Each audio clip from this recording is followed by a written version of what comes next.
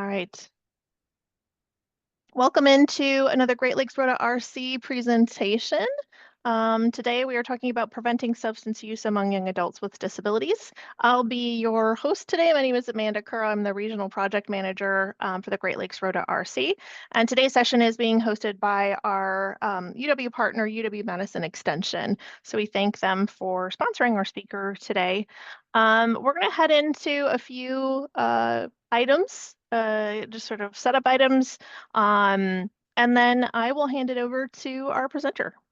So just a reminder and an acknowledgement that we are a SAMHSA-funded grant project. We provide training and technical assistance to the HHS Region 5, which is those states listed there. If you're joining us from a state that is not part of this region, fantastic. We're happy to have you.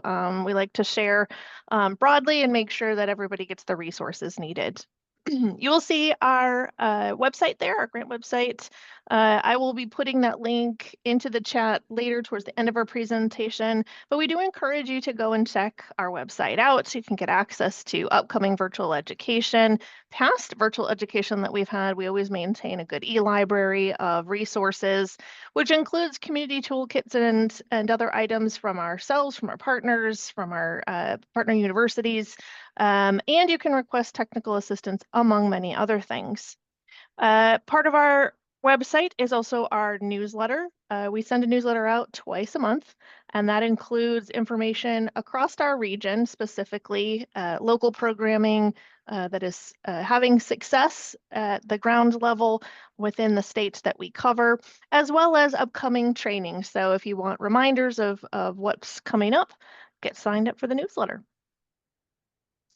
Moving now to just kind of setting the stage for our webinar today, we just want to remind everyone that ROTA promotes, encourages the use of affirming person-first language when we're talking about behavioral health disorders.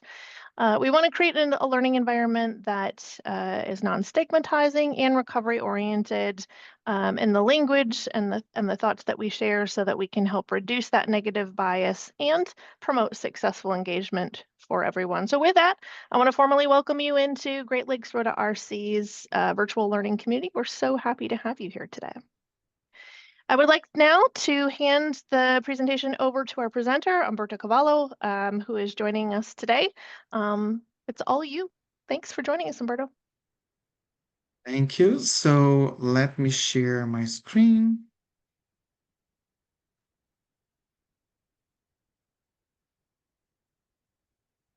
Can you all see my screen?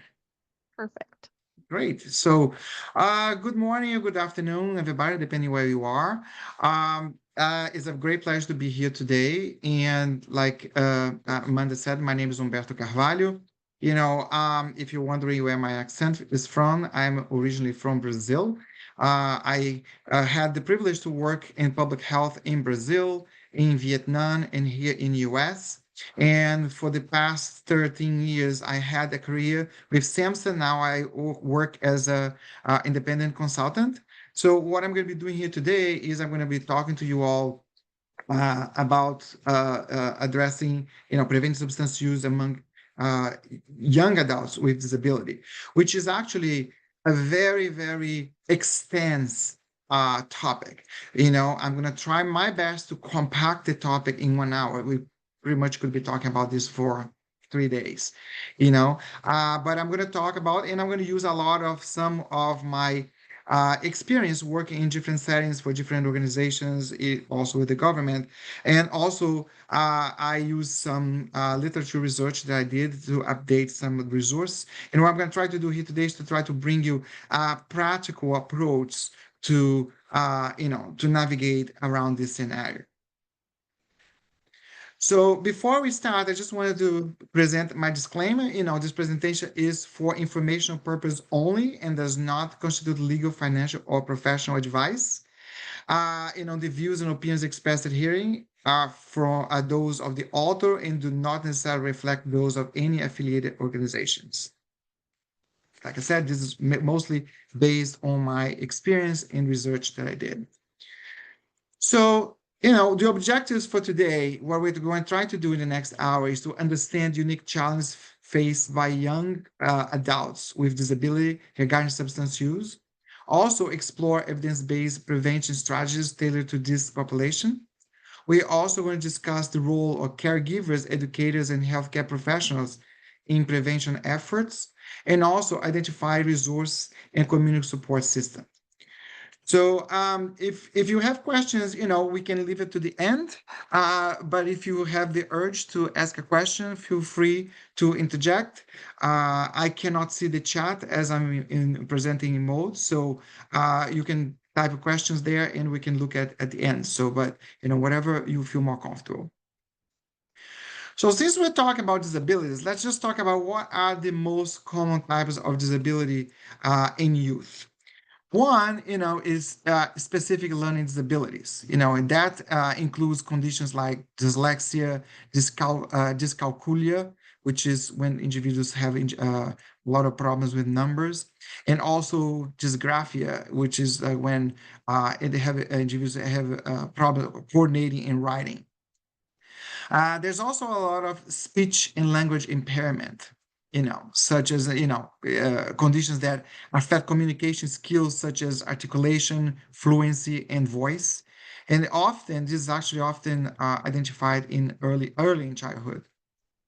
There's also autism spectrum disorder, which we have heard a lot about lately, which impacts social interaction, communication, and behavior.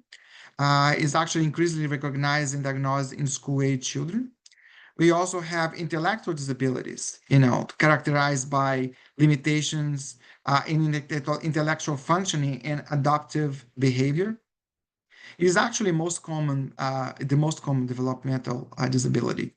So there's also emotional disturbance, which includes like anxiety disorders, depression, behavior challenge. It often occurs with other disorders, so it's actually a co-occurring condition sometimes. There are other health impairments, some like chronic conditions like ADHD, epilepsy, diabetes, and asthma. Also, ADHD is especially common in school settings. There's hearing and visual impairments, may range from partial to complete loss, and also requires specialized support and accommodations. So there's orthopedic and mobility impairments, which includes conditions like cerebral palsy or muscular dystrophy. And it also requires assistive devices and physical therapy.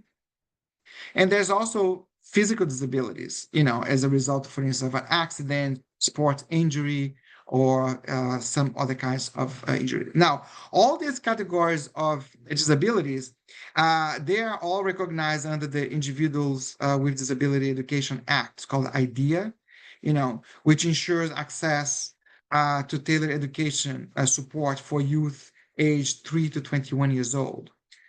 These disabilities, they often overlap, as you all know, and many youth experience concurrent conditions that require nuanced support. So there are also several other types of disability, but we're not going to dive into them now. So what is the importance of addressing substance use in youth with disability? First of all, because of their elevated risk and vulnerability. Youth with disabilities are significantly higher at significant higher risk for developing substance use disorder compared to peers without disabilities. There are also factors like social isolation, bullying, trauma, and limited access to inclusive programs that contribute to this vulnerability. Also because of what we mentioned earlier, which is current conditions. Many young people with disability, they also experience mental health challenges, which can increase susceptibility to substance use. And these overlapping issues often go underdiagnosed or untreated, especially in systems, because several systems, they are not actually prepared, or they don't have the capacity to deal with complex needs. So also because of the barriers to prevention and treatment. There's prevention programs and treatment service. They are not often designed with accessibility in mind, leaving youth with disabilities underserved. So, and also there's a stigma and lack of provider training that further limit effective intervention. So there's also, another important aspect is to pay attention on the opportunities for early intervention. Adolescence is a critical window for shaping lifelong behaviors. Tailored preventions of efforts can help youth with disabilities build resilience and avoid harmful coping mechanisms. So why does it matter? Why does it matter to think about this aspect of prevention for substance use among individuals with disability? Well, first, address substance use in this population isn't just about reducing harm. It's actually about equal opportunity and empowerment. Make sure the individuals feel that they are not being discriminated. They actually have the appropriate service that they actually need for their condition. And also, when youth with disability are supported holistically, they are more likely to thrive socially, academically, and emotionally. It's important to provide the appropriate platform so everybody can thrive independently of their condition. So let's try to understand the landscape, of youth with disabilities. Uh, you know, it's actually very difficult for you to find data on this population because, like surveys like the SAMHSA National Survey on Drug Use and Health, which is run every year, they collect data on all different kinds of population. They collect the data of their mental health and substance use, but they actually don't have any indicators and do not collect data on disabilities. At least they still they don't do that. So a lot of the data that we have actually comes from research. For instance, there's research showing that in 2021, approximately 3.2 million young people aged 14 to 25 were living with a physical or mental disability. That information came from publication from SAMHSA that I'm going to mention about later on. Also, youth with disabilities are at higher risk for developing substance use disorders compared to their non-disabled peers. And despite this elevated risk, they are less likely to receive prevention and treatment service for substance use. And also, mental health challenge, social isolation, and trauma are common co-occurring factors that increase this vulnerability. Without tailored prevention strategies, youth with disability, they actually may face compound health disparities. That's why it's very important to integrate trauma-informed care, peer support, and accessible programming, to make sure that that to promote their well-being. So, what are some of the unique vulnerabilities of this population? Youth with disabilities, they face distinct set of vulnerabilities that can increase their risk for substance use and other adverse outcomes. One of them is communication barriers. A lot of youth with speech, language, or sensory impairments, they may struggle to express distress or disclose abuse, especially if their caregiver is also their interpreter. You have to remember a lot of the caregivers, they tend to be family members, and sometimes family members, they don't have they become overwhelmed and they don't have appropriate training. Also, another factor that make them vulnerable is the dependence on their caregivers. High reliance on adults for daily needs can increase risk of neglect or abuse, particularly if caregivers are overwhelmed or untrained, as I just mentioned. There's also the fact of social isolation. Many youth with disabilities experience exclusion from peer groups, extracurricular activities in schools and many other settings, and community activities, which can lead to loneliness and poor coping strategies. And also stigma and discrimination. And now, as we know, negative societal attitudes can erode self-esteem and limit access to support environments, increasing vulnerability to risky behaviors. So what are some specific risk factors for substance use in this population? Well, one we actually have mentioned before, which is mental health challenges. As we know, anxiety, depression, behavior disorders are more common among youth with disabilities and often go untreated. Also, trauma history, experiences of bullying, abuse, or neglect are disproportionately high in this population. They also have limited access to services. Prevention to treatment programs may not be designed with accessibility in mind, leaving gaps in the care system for this population. And also poverty and family stress. Families of youth with disabilities often face financial strain to make sure that, to take care of individuals, especially individuals with a high strength of disability. It requires a lot of care, a lot of medication, a lot of equipment that is actually, it creates a lot of financial barriers for families, which can all combine in the stress and reduce protective supports. So these factors, they don't operate in isolation, and they often intersect, among themselves, which amplify the effect of each other. In fact, let's talk about some intersectionality here. So how disability intersects with other social and economic factors. Let's think about race, for instance. What we know about race and disability. We know that youth of color with disability often face double or triple marginalization due to racism and ableism, which is like favoring non-disabled individuals for anything. There's also some studies that show that Black and Latino youth with disabilities, they are more likely to be placed in restrictive education settings and less likely to receive appropriate services. And there's also disparities in healthcare access and outcomes, especially if you think about Black, Indigenous, and people of color youth, with disability. So there's also the socioeconomic status. Families with low income may struggle to afford therapies, assistive technologies, or transportation to services, for instance. Poverty increases exposure to stress, trauma, and environmental risk factors that can worsen disability-related challenges and increase substance use vulnerability. And also youth with disabilities from low-income backgrounds, they are more likely to experience educational exclusion and unemployment later in life. So it's a whole lifelong set of consequences that actually can happen related to socioeconomic status. And there's also the cultural identity.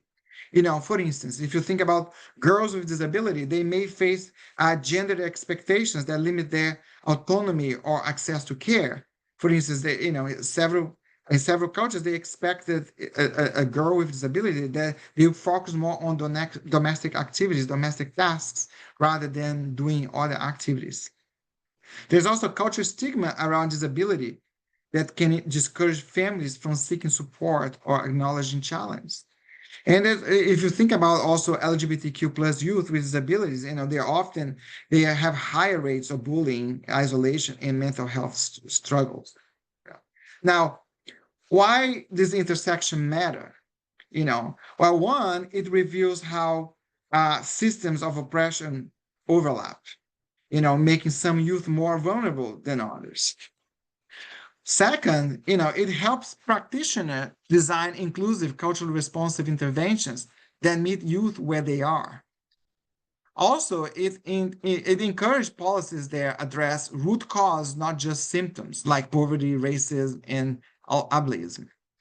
And also because, these intersections, they often create unique barriers that to health, to education, and also social belonging. So what are actually the barriers to prevention and interventions for individuals in this category?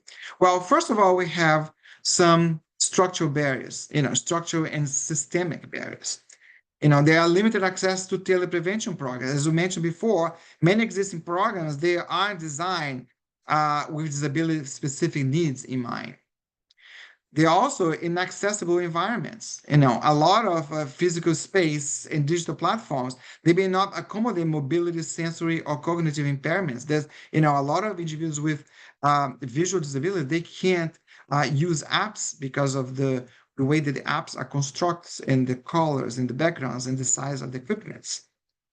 There's also lack of trained professionals. Clinicians and educators, they may not be equipped to address the intersection of disability and substance use. Just think about, the fact that a lot of those individuals, they have caregivers, and those caregivers, a lot of times, they don't have specific background to actually help them. There's also psychological and social barriers, high rates of mental health conditions, for instance. Young adults with disability often experience concurrent mental health issues, increasing vulnerability to substance use. There's also social isolation and stigma, feelings of exclusion or discrimination that can lead to like coping through substance use. And also a lot of trauma history. Many individuals with disabilities, they have experienced traumas in one way or another, which can heighten risk and complicate prevention efforts. There's additional barriers like policy and funding gaps. This field is, underfunded prevention initiatives, for instance. You don't see many programs funded by focus on this population. And also fragmented services. Coordination between disability services and substance use prevention is often weak or non-existent, and most of the time it's actually non-existent. And the last barrier is the cultural and community challenge, lack of cultural responsiveness. Prevention strategies may not reflect the diverse backgrounds and experience of young adults with disabilities, especially if they come from specific cultures. There's also limited peer support. Few opportunities exist for peer-led interventions, which can be specifically effective for this group, but there actually isn't. Now, we talk a lot about barriers, but we can't talk about barriers without talking about the opportunities. Preventing substance use among youth with disabilities is not just about overcoming barriers. It's actually about unlocking powerful opportunities for change. And here are some opportunities. One is creating inclusive program design. So for instance, tailored prevention strategies. Some programs, they can be adapted to meet the unique needs of individuals with physical, cognitive, or sensory disabilities. Also, trauma-informed approach. Recognizing and addressing trauma can reduce risk and build resilience. And also accessible environments, in this design. Ensuring the physical and emotional accessibility helps foster engagement and trust, not only of whatever strategy you're using with individuals, but also make sure that the physical environment is actually accommodating for their needs. There's also a good opportunity for peer and caregivers involvement. Using of peer specialists. Individuals with lived experience, they can offer relatable and non-clinical support and model health behaviors. So, in fact, for individuals with disability, I think one of the most powerful connection is actually, with peers. Also, caregiver education, which is actually absolutely important, regardless who the caregiver is, if it's a professional or a family member. Empowering families with resources to support can strengthen prevention at home. And there's also opportunities for cross-sector collaboration, community partnerships, working across sectors like education, healthcare, disability services, and public health can create a more unified prevention effort. And obviously, we can't live it out, integrated care models, which is combining disability support with substance use prevention, ensuring that holistic care is provided for the individuals.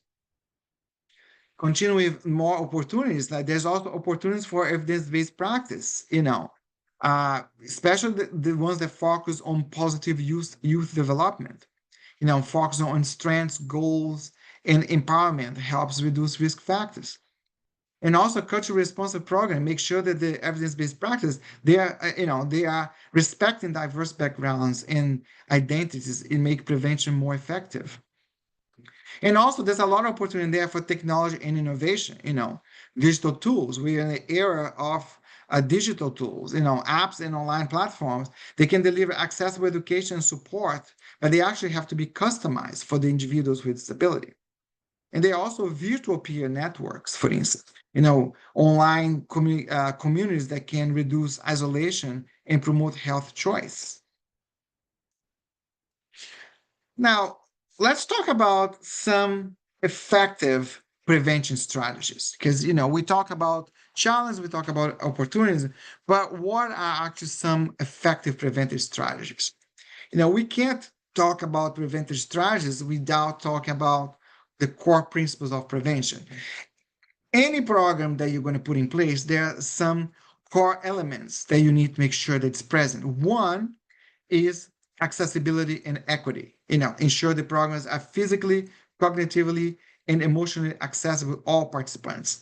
And that is not applicable only for disability. This is applicable for any prevention program for any community. Make sure that whatever program you do is actually trauma informed, that using trauma informed care. Now recognize and respond to past trauma, which may be more prevalent among youth with disabilities. It needs to respect the cultural responsive. The program needs to be culturally responsive. Adapt materials and message to reflect diverse backgrounds and experience. And also use positive youth development. Focus on building strengths, resilience, and leadership skills. Preventing substance use among youth with disability actually requires, what we call thoughtful, inclusive strategies that address the unique challenges and strengths. And here are some key strategies that you need to consider if you think about a program like that. Well, first of all, is early screening and intervention. The use of accessible tools to identify substance use risks early and connect youth to appropriate service. As we mentioned earlier, the soon you detect this issue, especially if individuals, the younger you detect these issues, is easier to get them involved and enrolled in some programs that will make a difference in their lives. Also, use integrated care models. Combine mental health, substance use treatment, and disability health, related health ensures individuals receive holistic support. Providers should be trained to recognize the intersection between disability and addiction.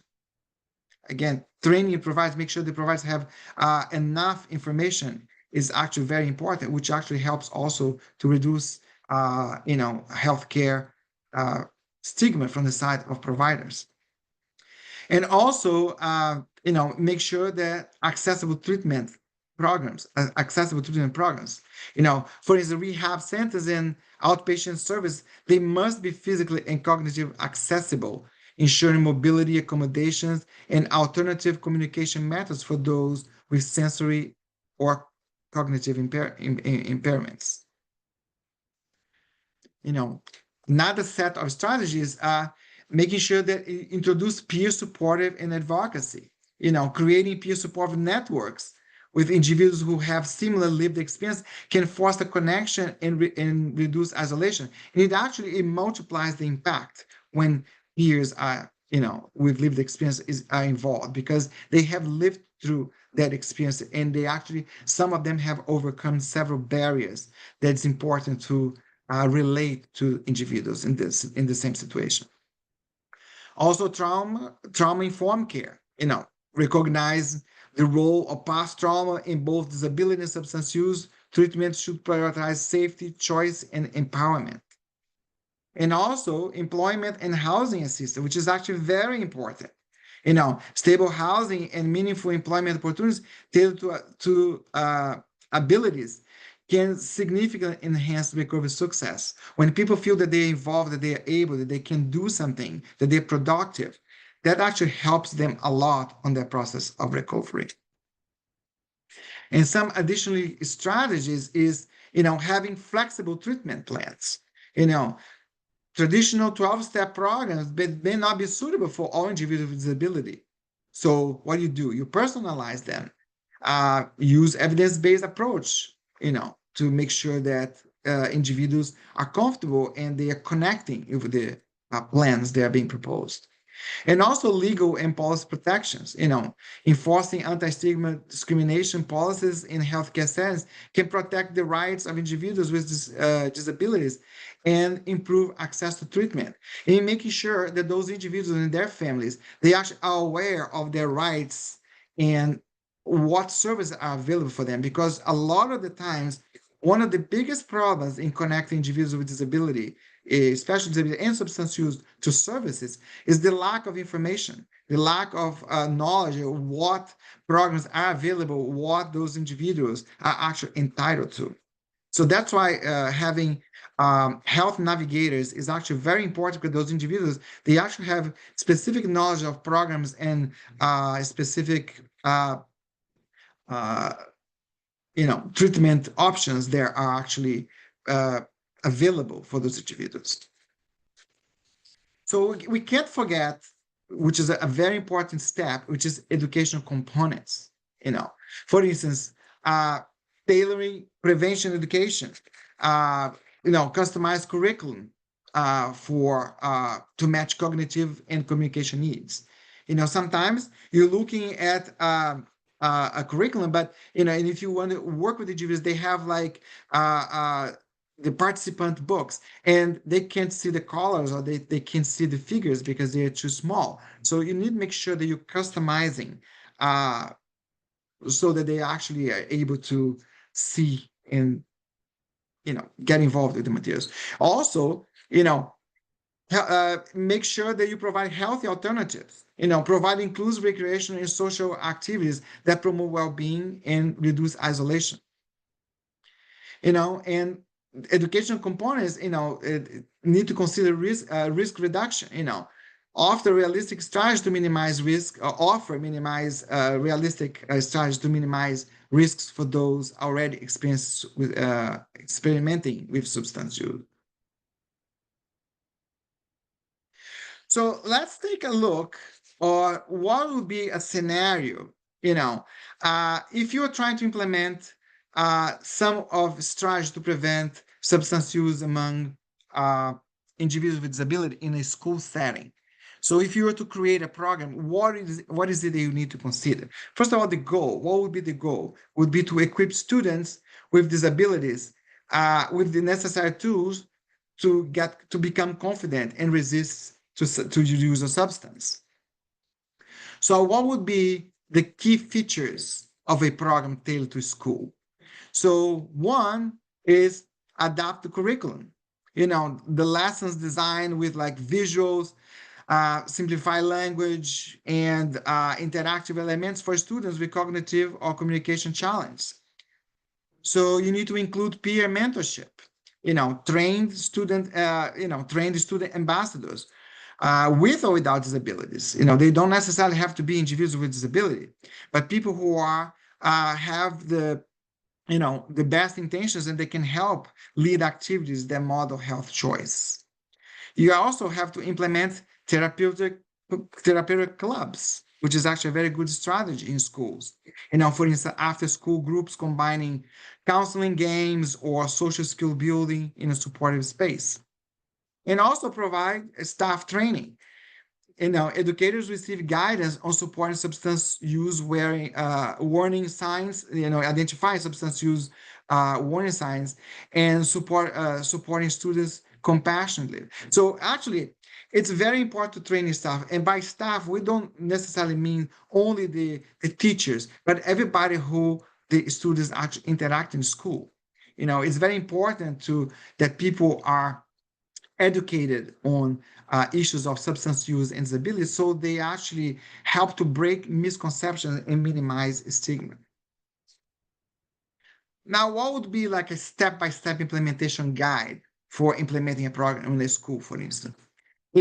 First step, it would be, uh, form a multidisciplinary team. Because obviously, when you think about doing this in school, it has to be like you have to be a thought out plan. But the first thing you do is to form a multidisciplinary team. So, in who you include in this team? Include special educators, counselors, school nurse, administrators, and disability advocates. And also, if you think about family members and the parents, they can be part of this team. And also invite students with disability and their families to contribute insights and feedback. The second step would be to adopt an evidence-based program, choose a specific program. Use proven curriculums like life skills training or botulism prevention programs, and modify them to accessibility, such as like visual aids, simplified language. Also, incorporate social emotional learning and decision making skills tailored to different disability profiles. The third step would be actually train staff in inclusive prevention. you know, Offer professional development on, disability awareness, trauma-informed care, and substance use warning signs. And also use resources like to guide training content and delivery. You know, uh, Fourth step to implement in schools would be, create a safe, supportive environment. Make sure they establish peer mentorship programs that include students with disability as leaders. That will give them empowerment. Also provide sensory-friendly space and flexible participation options for prevention activities. Fifth step, engage families and caregivers. That's actually a very important step. Host accessible workshops on substance use prevention and communication strategies, and also share resources on caregiver stress and family resilience. It's actually very important to provide support for the caregivers because, like I mentioned, many times before today, caregivers sometimes they become very overwhelmed. They try to juggle their life, their work, and also taking care of someone with disability. It's actually a very stressful position. It's very important they are very well guided, and provide them support groups actually very important. Also, the sixth step would be to monitor the progress and adjust. Once implement your program, use feedback loops with students, families, and staff to refine the program. It's very important to collect data so that you can improve and make sure what it is that is working, what's not working, that what it is that you can change. And track outcomes like engagement, knowledge retention, and behavior change. So some ideas for school program actually include, for instance, Launch Prevention Week with like inclusive activities like guest speakers and student-led campaigns. When you actually provide student-led campaigns, that's a very good way to engage students and help them own the activity so they feel empowered and they actually enthusiastic and they are more. It's actually a very successful strategy. And also integrate prevention themes into art, drama, teach class to reach students creatively, or tech class, sorry. So this is if you want to implement in school, okay? But what if you want to apply preventive strategies to the community level? So what steps would you take? Well, first of all, you need to be certain of your goal. What's your goal? To create a wraparound network that nurtures youth with disability through coordinated care and engagement, for instance. It could be different goals. Whatever the goals are, you need to make sure that the goals are actually realistic. Because a lot of times what makes programs to fail is to set unrealistic goals or overachieving goals. You need to start slow with something that's actually achievable. So what are key features that you need to think about when planning a program for actual community, for this specific subject? One is making sure that you have family workshops, mostly events teaching caregivers to manage stress, foster positive behavior, and talk about drugs effectively. Again, involve the caregivers because they are ultimately the ones in direct contact with the individuals. Also, make sure that we have accessible recreation, adaptive sports, arts programs, social outings, as healthy outlets for expression and friendship, and make sure that those outlets are appropriate for the individuals with different disabilities. Also, make use of mobile outreach teams, multidisciplinary professionals, for instance, case managers, peer advocates, clinicians, they visit homes to deliver resources and early intervention. At home visits is something that's very important, especially if the individual with disability has a specific disability that is very impairing. Home visit is something that is actually very important to think about. And also, use collaborative coalitions. Local disability rights organizations partner with prevention programs to amplify reach and impact. And also, those organizations, they can actually, they usually have funds that they can actually use in the community to address some more immediate needs. Now, what would be like a step-by-step implementing guide, for instance, for a program to be implemented in a community? One, like I mentioned, it would be to build a coalition, you know, uh, you know, partner with schools, disability advocacy groups, healthcare providers, and youth organizations. Create this momentum and include caregivers and youth with disabilities in planning to ensure programs reflect the real needs of the community. And also, one thing that's very important in building a coalition is actually to have strong facilitators. It's very important that communication among all the parties, doesn't get, dismantled or disturbed, so that everybody is moving on the same direction. Second step would be assess the local needs, do like a needs assessment, conduct surveys or focus groups to understand substance use risks and barriers to access. So identify the gaps in services, especially around accessibility and inclusion. Do needs assessment in all services available in the community. And one thing sometimes that actually leads programs to failure is for people to you know ignore some realistic facts. Sometimes you need to face the facts. If there's something that's actually missing, so recognize that. Don't pretend there's not there or that's not missing. Third step is design an inclusive program for the community for to address this issue. Adapt like evidence-based curriculum to meet cognitive, sensory, and physical needs. Use trauma-informed and culturally responsive approach as outlined, by many the programs that sorry, it's missing here on this slide, but it's by outlined by many programs and many interventions that is being described in literature. Fourth step, which is absolutely important, is train staff and volunteers. Provide professional development on disability awareness, communication strategies, and substance use prevention. Also consider models like social justice approach or to youth engagement for empower youth voices. A fifth step would be to create safe, engaging space.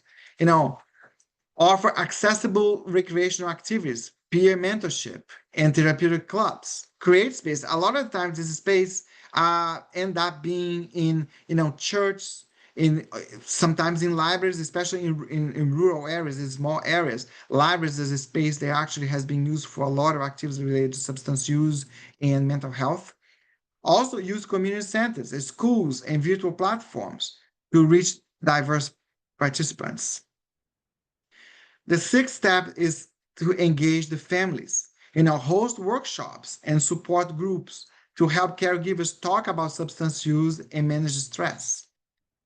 Provide resource on caregiver fatigue and family resilience. And the seventh step, like in any program, in any level, is to monitor and adapt.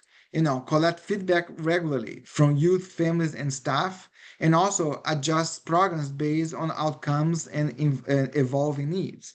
It's actually very important to monitor programs and secure sustainability steps that will make the program sustainable. So a big recommendation here, especially if you're working on implementing programs for a community, is start small and scale smart. Pilot a single program, like it can be as simple as an after-school club or peer mentorship initiative. And expand as you build trust and momentum, as you gain partners to be part of your initiative. make sure that you actually have individuals and organizations involved that will provide the support needed. So now we talk about evidence-based practice. There are several evidence-based practices for treating youth with substance use disorder. And this slide here has a list with the link for those interventions. There's brief intervention, motivational interviewing, adolescent community reinforcement approach, assertive continuing care, and many others. And I'll have to say, I'm not going to be talking about them, but this is, it has the links. Once you receive these slides, you'll be able to go there and read about these interventions. And several of these interventions, they actually have been already adapted and adjusted for individuals with disability, but some of them actually have opportunities to be used and implemented for disability. So to illustrate all this that I talked about, let's take a look at a case study. This is a make-believe case study. This is not a real case, but just to give you a sense of how important it is for programs and steps to be in place so that you can actually make sure that you provide the support needed for someone with disability and substance use. The background, we're going to use Jeremy journey, navigating disability and substance use. Jeremy, again, is a fictitious person, is a 17-year-old youth living with a cognitive disability and anxiety disorder. He has been homeless for 3 years and frequently visits the emergency department with complaints of chest pain and panic attacks. He also reports daily cannabis use and frequent use of cocaine and ecstasy. So, what are the challenges that Jeremy faced? At a specific moment, he had, one of the most important challenges that he had was the current condition. Jeremy cognitive disability complicates his ability to understand and manage his substance use and mental health symptoms. Also, there's a stigma in fear. He fears being locked up or, being brought to jail or being punished if he seeks treatment, reflecting mistrust and misunderstanding of available services. There's also several access barriers. There's a lack of stable housing, transportation, and disability-friendly treatment facilities, which hinders his ability to engage in care. And there are also some communication difficulties. His disability affects how he expresses needs and understands medical advice, requiring tailored communication strategies. So his own disability and his own perceptions is actually preventing him to access the correct service, not because the services are not available, but because he doesn't know where to access the service. Now, somehow, he was able to be connected to some specific service. And he was actually fortunate, that he got service in a facility that had what it took to bring him to a better stage of recovery. The strategies implemented in the facility was, they used trauma-informed care. The medical staff acknowledged Jeremy's fears and built trust by validating his concerns and avoiding coercive language. They connected with him. They explained to him that no, you are not going to be locked up. This is a common problem. They treated him, as, with language that made him understood he actually has a problem, that he's not being, discriminated upon. So they also used peer support. A youth center worker with lived experience accompanied Jeremy to treatment appointments, helping him feel safe and understood. Again, having a peer support in place system is absolutely important. And this, to me, is actually one of the most effective way of engaging individuals with treatment, especially if they have previous misconceptions and they have fears, and they don't understand the system. This facility also used integrated service, coordination between emergency care, mental health service, and housing support created a wraparound approach to stabilize his situation. So the navigators in the facility were able to connect him with all the services and provide him the help that he needed. And also accessible environments. Treatment providers ensured physical and emotional accessibility, including simplified materials and supportive staff, and also use of language. Once individuals are, encounter staff and medical staff, healthcare staff, they actually treats them with respect, with understanding, and let the individual speak, show them that provide active listening so that they feel that they are being, heard. It makes a whole difference. Now, by using, accessing all this service, what were the outcomes? So now Jeremy became attending therapy and substance use counseling. And also with the support from the youth center, he applied to group home and providing a stable environment for recovery. Again, individuals sometimes don't know that there are these group homes and those environments available for them. It takes a navigator to talk to the individuals, in a compassionate way to say, no, there are options, and introduce them to those options. And also his engagement improved as services adapted to his disability and personal needs. As the individual start receiving treatment, they actually feel more comfortable and they feel more open, and it makes every step of the way better and more reachable. So what does this case tell us? This case, underscores the importance of person-centered, culturally responsive, and disability-informed care. Again, in order for you to create any program to address substance use in youth with disabilities, you need to meet individuals where they are, you need to provide a lot of understanding, and you need to make sure that the individuals are not feeling discriminated.